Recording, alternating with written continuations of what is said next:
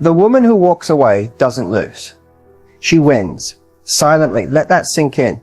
In a world where so many are begging for attention, clinging to half-hearted love, and settling for crumbs just to feel seen, there's a rare kind of woman who does the unthinkable. She walks away, and that changes everything. Not to punish, not to manipulate, but because she knows her value isn't up for negotiation. And here's the twist. The moment she steps back, the entire dynamic shifts. Not because she played a game, but because she stopped playing altogether. When a woman walks away, she's not just leaving, she's reclaiming her power. She's setting a boundary without saying a word. She's becoming the prize, not the pursuer. And that terrifies people who once thought they had control. This video isn't about being cold or heartless. It's about awakening the version of you that knows when enough is enough. You're not here to chase someone into loving you. You're not here to earn crumbs from someone who can't see your worth. You're here to remember who the hell you are. If you've ever felt like you were giving more than you were getting, if you've ever stayed when you should have walked away, then this video will change how you move forever. Because the truth is simple. The woman who can walk away never has to. Let's talk about why. Detachment isn't about being cold or pretending you don't care. It's about being in control of your emotional investment. See, when someone knows you need them to feel okay, to feel worthy, or to feel whole, they hold the power. But when you no longer need their approval, affection, or validation, something powerful happens. The balance shifts.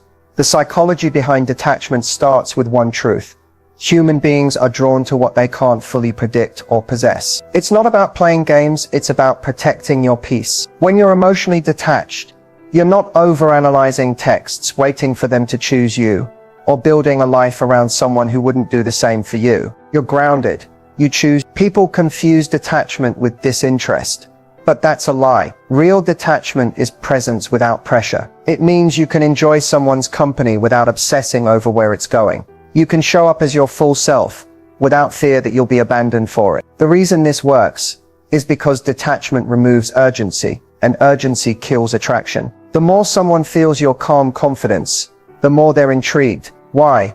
Because you're not reacting, you're responding. You're not proving your worth, you're already living it. Think about it. The moment you stop trying to control someone's perception of you, you become magnetic. Why? Because self-trust is rare, and rare is valuable.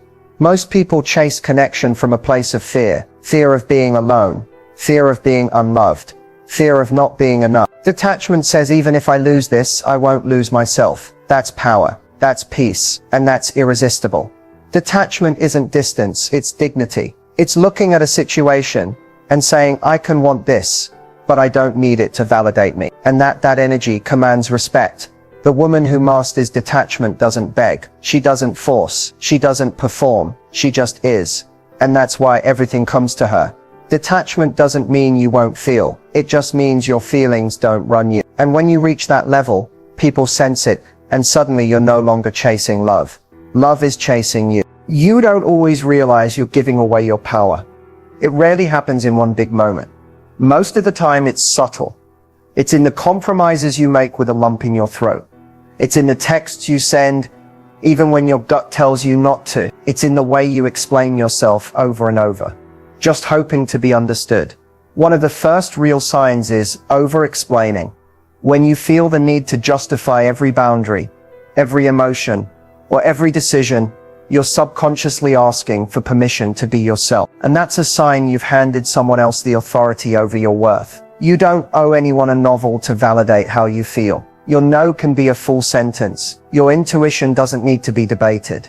Another major sign, you tolerate inconsistency. You forgive ghosting, mixed signals, emotional neglect. Not because it's okay, but because you're afraid if you don't, they'll leave. But here's the thing, when you accept the bare minimum, you train people to give you just that. Every time you stay silent about something that hurt you, just to keep the peace, you trade your peace for their comfort. You also find yourself waiting for them to change, waiting for them to text, waiting for them to finally see your value. And while you wait, life is passing you by. Love isn't something you have to earn with patience or pain. If someone makes you feel like love is a reward you unlock by suffering enough, that's not love. That's emotional manipulation. Then there's the classic sign. You start molding yourself to be easier to love. You shrink your personality. You mute your voice. You laugh at things that don't feel funny. agree with things that don't feel true. You become less of yourself, hoping they'll finally want you more. But anyone who only values you when you're diluted never valued the real you to begin with. You also notice your emotions are always walking on eggshells. You're anxious when they're distant, relieved when they respond. You go from high to low depending on how they act, because they've become the center of your emotional stability. That's not partnership. That's power imbalance. You might even start doubting yourself. Your standards feel too much. Your needs feel like a burden. You're convinced asking for emotional availability will scare them off. And maybe it will. But anyone who runs from healthy connection isn't someone who was ready to love you in the first place. Giving away your power looks like people-pleasing, overthinking, second-guessing and settling. But the moment you notice it, you can take it back. You can stop shrinking, stop chasing, and start choosing. Because you were never meant to beg for love, attention, or respect. You were meant to embody it. And the moment you start doing that, everything shifts. There's something undeniably magnetic about a woman who can walk away. Not out of anger, not to get a reaction, but because she knows who she is, and she's not afraid to lose anyone who doesn't. That kind of energy shifts the entire room. It speaks before she does. It's not loud, it's not aggressive, but it's powerful. And everyone feels it. A woman who can walk away is centered. She isn't looking for external validation, because she's already claimed it from within. She doesn't beg for time, attention, or effort. She watches, she observes, and when she sees that someone is offering less than she deserves, she doesn't argue. She exits. Quietly, clearly, completely. And that silence, that calm confidence, that's what draws people in. People are used to reactions, drama, pleading, clinging. But when you don't do any of that, when you stay grounded in your self-worth, you become a mystery they want to solve, a presence they want to chase. You are not desperate for a seat at anyone's table. You are the table. The truth is, when you don't need someone, you have the freedom to choose them. That's where the power lies. Detachment creates desire. Because when you have options, when you have boundaries, when you have peace, people feel it, and they either rise to meet you, or they fall away. And you're okay with either outcome. There's no begging, no convincing, no waiting around, hoping someone finally sees your value. You already know your value. You've done the work. You've felt the heartbreak. You've picked yourself up. So now, if someone wants access to you, they have to come correct. And that's magnetic, because most people are so used to being chased, they don't know how to handle someone who simply doesn't need them to stay. This woman doesn't use her independence as a shield. She uses it as a filter. She's not cold. She's clear. Her energy says, I want love, but I will not settle. I am open, but I am not empty. I am kind, but I am not naive. And that balance is what captivates people. It's rare. It's refreshing. It's unforgettable. She's not trying to win someone over. She's not overgiving to feel worthy. She's just being, living, growing, evolving. And when you interact with her, you feel that her energy doesn't pull, it radiates. And that's the difference. She's not looking for someone to complete her. She's already. So if you've ever wondered why the woman who walks away seems to hold all the power, it's not because she plays hard to get. It's because she is hard to forget. She knows that sometimes the strongest thing you can do is simply not settle. And in that choice, she becomes unforgettable. When you pull back, something shifts. You stop calling. You stop initiating. You stop pouring into someone who's been giving you half energy. And suddenly you see a different side of him. Because whether he says it or not, your absence speaks louder than anything you ever said while trying to be heard. The first thing that happens when you pull back is confusion. He notices the change. Maybe not immediately, but he feels it. The tone of your texts is different. The urgency is gone. Your responses are slower, shorter, or maybe silent altogether. And whether he admits it or not, he starts asking himself, did I lose her? Now, depending on the kind of man he is, his reaction will tell you everything. If he was using your energy as an emotional crutch to feel wanted, admired, or in control, he might panic. Not because he loves you, but because he misses the access. He misses the validation. He misses how you made him feel important without him having to fully show up. You were feeding his ego, and now he's starving. That's not love. That's attachment to control. Some men react with ego. They try to act unbothered. They pretend they didn't notice. They post more, flex more, try to get your attention without directly addressing you. But that's just pride. That's an immature attempt to get you to chase again, because they don't know how to meet you on your level. And then there are the ones who step up. When a man genuinely values you, your pullback doesn't offend him. It wakes him up. He starts reflecting. He realizes he was taking your consistency for granted. And instead of playing games, he reaches out with clarity. He asks what changed. He brings accountability to the conversation. He doesn't just want you back. He wants to show up better. But here's the hard truth.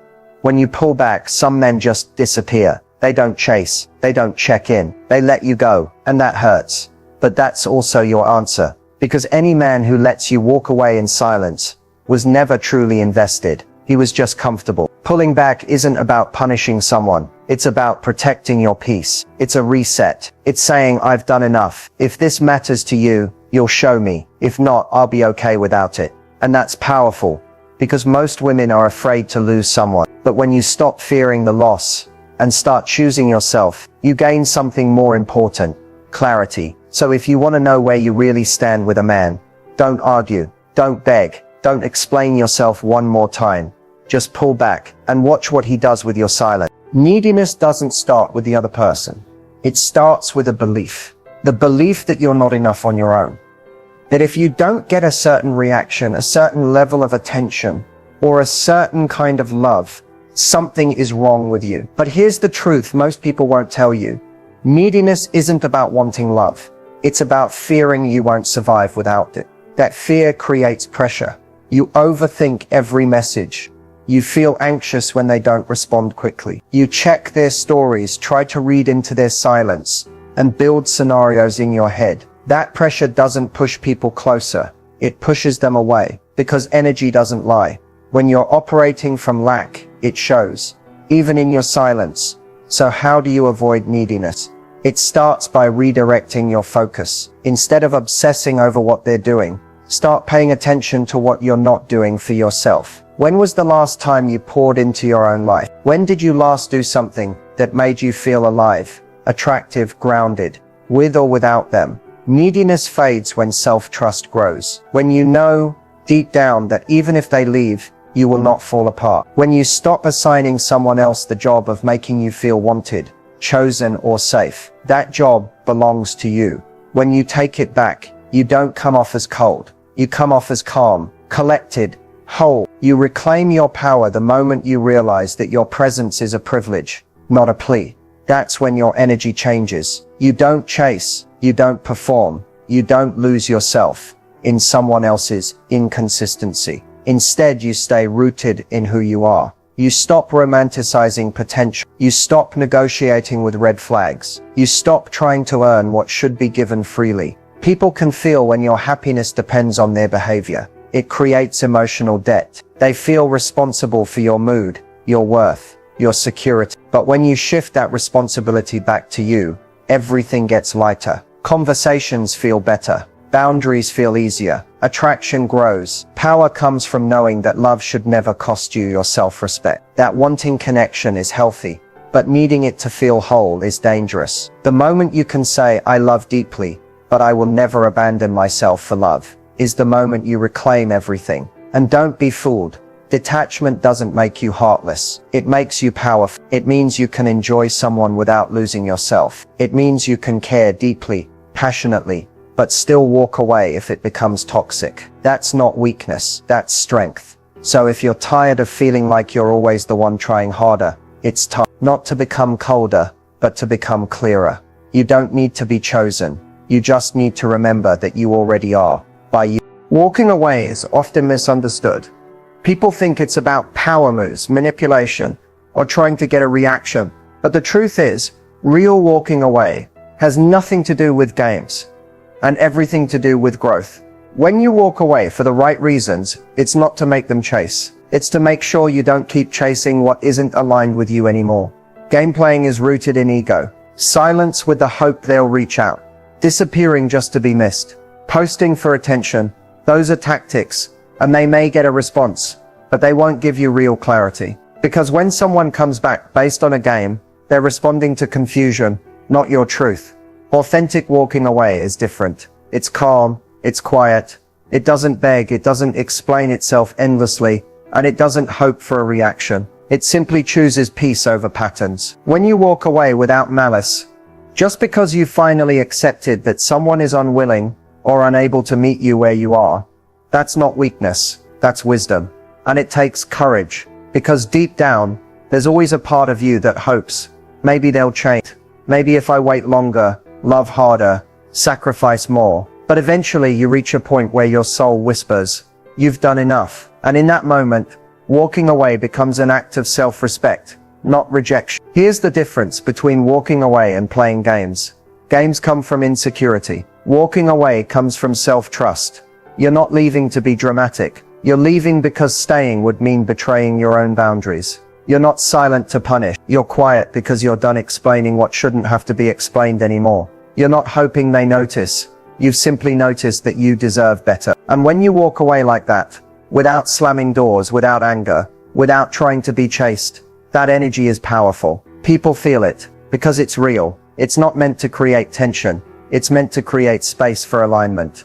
You don't have to go. You don't have to block and unblock. You don't have to post cryptic stories. You can leave with love. You can exit with grace. You can say this no longer serves me and walk away. Not because you stopped caring, but because you started caring about yourself more. This kind of walking away doesn't burn bridges. It builds boundaries. It protects your future self. It honors the version of you who's been begging for clarity, peace, and reciprocity. So no, you don't have to play games to take your power back. You just have to decide that the bare minimum is no longer enough. And when you do, you won't need revenge. You won't need closure. You'll just need the strength to keep walking. And that is the ultimate win. Staying unbothered isn't about pretending nothing affects you.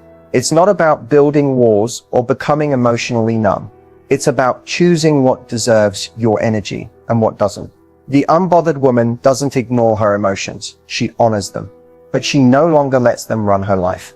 She feels everything, but she chooses what to respond to. That's power. And that's where your irresistibility is born.